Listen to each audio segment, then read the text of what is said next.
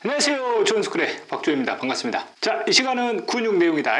자, 첫 번째 근육의 종류. 골격근, 심장근, 내장근이 있다. 골격근은 뼈와 연결된 근육, 심장근은 말 그대로 심장을 구성하는 근육. 내장근의 종류에는 눈 속에 동공의 크기를 조절하는 홍채, 식도나 위, 소장, 대장과 같은 소화기관을 구성하는 근육, 콩팥에서 만들어진 오줌을 저장하는 방광을 구성하는 근육, 동맥과 정맥과 같은 혈관을 구성하는 근육이 가장 대표적인 내장근의 종류에 들어간다. 골격근하고 심장근은 구조상 가로무늬를 가지고 있기 때문에 가로무늬 근, 내장근은 가로무늬가 없기 때문에 민무늬 근. 기능상으로 분류를 하면 골격근은 주로 대뇌의 통제를 받는 수위운동을 담당하는 수위근, 심장근과 내장근은 대뇌의 통제를 받지 않는 주로 간뇌나 중뇌, 연수의 통제를 받아서 자율운동을 담당하기 때문에 자율근. 골격근의 주 중추는 대뇌가 되는 거고 심장근의 주 중추는 연수가 되겠지. 자, 내장근의 중추는 반응기 종류들마다 중추가 좀 달라지겠지. 홍채라면 중뇌가 될 것이고 소화기관이라면 연수가 될 것이고 방광과 같은 경우는 척수가 되는 거지. 자, 이들과 연결된 원심성 신경들의 앞 강에서 다뤘던 말초신경계하고 연결시켜서 이해를 하고 있어야 된다. 자, 이 중에서 시험에 집중적으로 나오는 근육이 바로 골격근이지. 자, 두 번째 골격근의 수축과 이완 원리를 다룰 텐데 그 중에 첫 번째 골격근의 기량작용 관계가 나오지. 자, 우리 위쪽 팔을 구성하고 있는 골격근의 종류, 물론 각각의 명칭까지는 외워둘 필요는 없지만 위쪽의 근육을 이두박근, 아래쪽의 근육을 삼두박근이라 하지. 자, 팔이 올라가려면 이두박근이 수축을 하고 삼두박근이 이완을 해야 되겠지. 팔이 내려가려면 이두박근이 이완을 하고 삼두박근은 수축을 해야 된다. 자, 이런 작용을 골격근의 기량작용 관계라 표현하는 거야. 자, 지금부터 설명하는 부분이 아주 중요한 내용이지. 자, 첫 번째 골격근의 구조 들어가자. 자, 골격근을 자세히 들여다보면 여러 개의 실과 같은 구조물들이 겹쳐져 있는 구조가 되는 거지. 그 중에 한 가닥을 근육 섬유 다발이라 불러요. 그 근육 섬유 다발을 더 확대를 하게 되면 그 안에 또 다른 실과 같은 구조물들이 또 촘촘하게 배열되어 있단 말이야. 그 중에 그 한 가닥을 근육 섬유라 부르는 거고 이 근육 섬유의 단위가 바로 세포 수준이라는 거. 일반 세포하고 좀 다른 점이 실과 같이 굉장히 길지 않냐? 이놈들이 여러 개의 세포가 융합이 돼서 만들어졌기 때문에 하나의 세포에는 여러 개의 핵을 동시에 갖고 있는, 그래서 근육 섬유를 다핵세포다 부르는 거야. 자, 근육 섬유를 잘라서 그 내부 구조를 또 들여다보면 또 다른 실과 같은 구조물들이 또 촘촘히 배열이 돼 있어요. 그 한 가닥을 근육 원섬유라 부르지. 근육 원섬유를 확대하면 마디들이 보여요. 그 마디 하나하나를 우리가 근절이라 불러. 참고로 근절을 알파벳 Z를 써서 Z선 이렇게 부르게 될 거거든. 근절과 근절 사이에 있는 그 한마디를 근육 원섬유 마디다 표현을 하게 되고 이 하나의 마디를 근수축을 위한 기본 단위다 이렇게 표현을 하는 거지. 근육 원섬유 마디를 잘라서 종단면을 살펴보게 되면 이제 그림과 같이 생겨서 이 안에는 실과 같이 섬유성 구조를 가지고 있는 두 종류의 단백질이 존재하게 되는데 그 중에서 두꺼운 단백질을 마이오신 필라멘트, Z선으로부터 뻗어나와서 마이오신 사이로 연결되어 있는 단백질을 액틴 필라멘트라 부르는 거야. 이 내부 구조에 대해서 알파벳으로 표시되는 명칭이 있고 그 명칭 반드시 외워둬야 되겠지. 양쪽의 근절, 이를 Z선이라 불러. 가장 중심을 M선이라 부르고 마이오신의 길이 자체를 A대, 이 A대가 전자 현미경으로 관찰을 하게 되면 굉장히 어둡게 보이거든. 그래서 이를 암대라 부르기도 해. 자, Z선을 포함한 액틴 필라멘트만 존재하는 영역을 I대라 부르고 역시 전자 현미경으로 관찰하게 되면 A대 부분보다는 좀 밝게 보이거든. 그래서 이 I대를 명대 이렇게 부르기도 하지. 자, 그 다음 A대 중에서 마이오신만 존재하는 영역을 H대라 불러. 자, 이에 대한 구조를 실제 전자 현미경으로 봤을 때 여러분들이 방금 다뤘던 명칭들을 적용을 시킬 수 있어야 된다. 자, 그림에 나와 있듯이 양쪽에 굉장히 짧으면서 어두운 마디가 나오지. 그 부분이 바로 Z선. 그럼 Z선 안쪽으로 어둡게 보이는 부분이 있잖아. 이게 바로 암대 또는 A대가 되는 거고 A대 양쪽으로 밝게 보이는 부분을 I대 또는 명대라 부르면 되는 거겠지. 그럼 A대 중에서도 좀 더 밝게 보이는 부분이 있고 더 진하게 보이는 부분이 있거든. 이 진하게 보이는 부분이 바로 액틴 필라멘트와 마이오신이 겹쳐져 있는 부위로 보면 되는 거고 그 안쪽으로 상대적으로 약간 더 밝게 보이는 이 부분이 마이오신만 존재하는 H대가 되는 거야. 당연히 가장 중심은 M선이 되는 거겠지. 자, 방금 설명했던 거는 종단면이고 그럼 이 근육 원섬유 마디를 다른 방향에서 잘라서 횡단면을 바라보게 될 거야. A대 중에서 액틴 필라멘트와 마이오신이 겹쳐진 부위를 잘라서 횡단면을 관찰하게 되면 두 종류의 필라멘트가 다 보이겠지.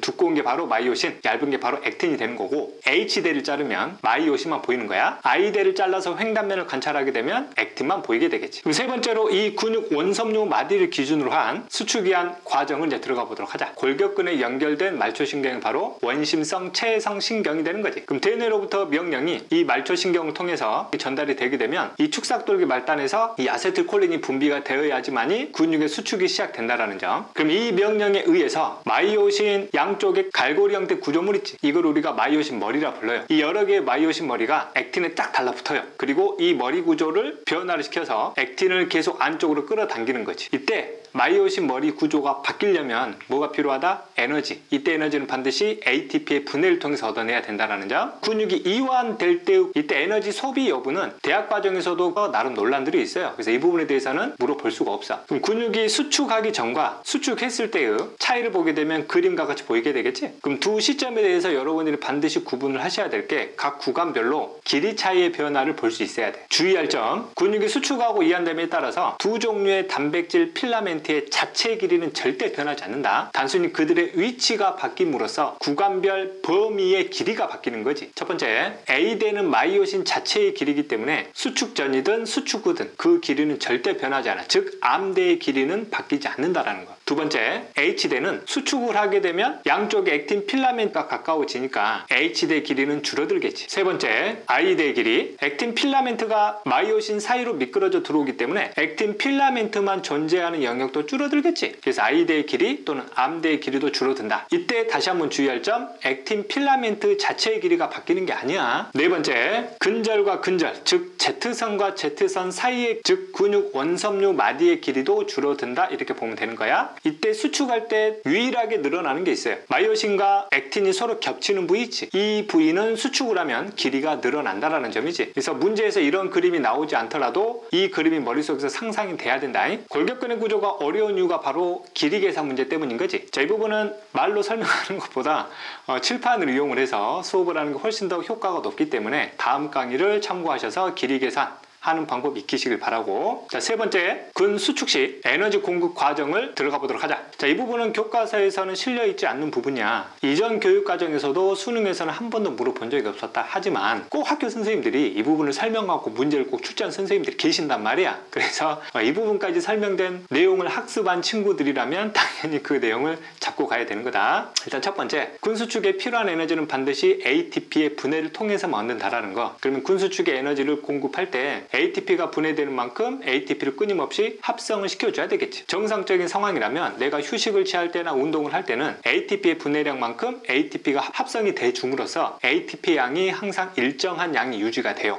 이때 근육세포 내에서는 ATP를 합성함에 있어서 필요한 에너지 공급을 세포 호흡을 포함한 또 다른 ATP 합성의 시스템 하나 더 갖고 있지. 크레아틴 인산이라는 물질을 분해를 시켜서 이때 분해된 인산을 ADP에다가 바로 붙여버리지. 그럼 곧바로 뭐가 만들어져? ATP가 만들어지는 거지. 그래서 ATP의 합성 속도를 굉장히 빠르게 만들어낼 수 있는 하나의 시스템을 근육세포는 추가적으로 갖고 있다. 이 정도로 이해하면 되는 거고. 자, 그럼에도 불구하고 ATP 합성량이 부족하다 그러면 본격적으로 세포를 진행을 하겠지. 이때 세포 호흡 방법이 두 가지가 있잖냐. 특히 근육세포 같은 경우는 산소호흡도 가능하고 무산소호흡도 가능해요. 근육세포에 산소가 충분히 공급되는 과정에서는 근육세포가 포도당을 산소하게 완전 분해시켜서 ATP를 다량 공급할 수 있단 말이야. 근데 우리가 격렬한 운동을 하게 되면 근육세포로 충분한 산소가 공급되지 않는 상황이 만들어질 수 있어요. 그런 상황에서도 반드시 ATP를 만들어내야 되기 때문에 근육세포 내에서는 부득이하게 무산소호흡을 진행시키는 거지. 무산소호흡 결과 방출된 에너지를 바탕으로 ATP를 만들 거고, 근데 그 결과 완전 분해가 아니기 때문에 중간산물인 젖산이 만들어지게 되는 게 문제가 되는 거지. 이때 젖산이 근육세포 밖으로 버려지게 되면 젖산 자체가 산성이기 때문에 근육세포 주변을 산성화시키면 근육세포들의 움직임이 저하가 되는, 즉 근육을 피로하게 만드는 과정이 발생을 하게 되는 거지. 그래서 젖산을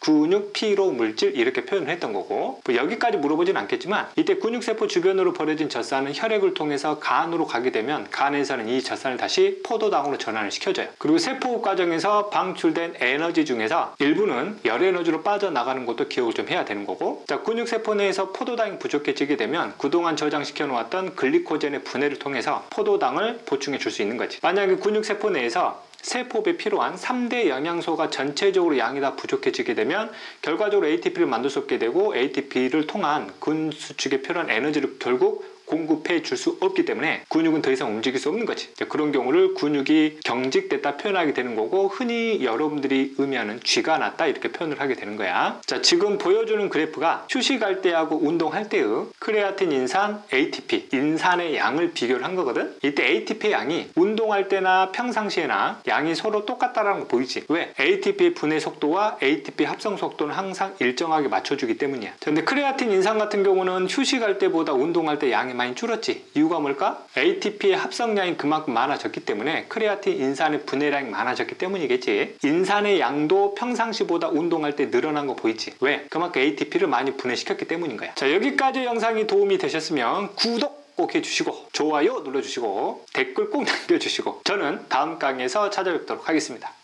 안녕!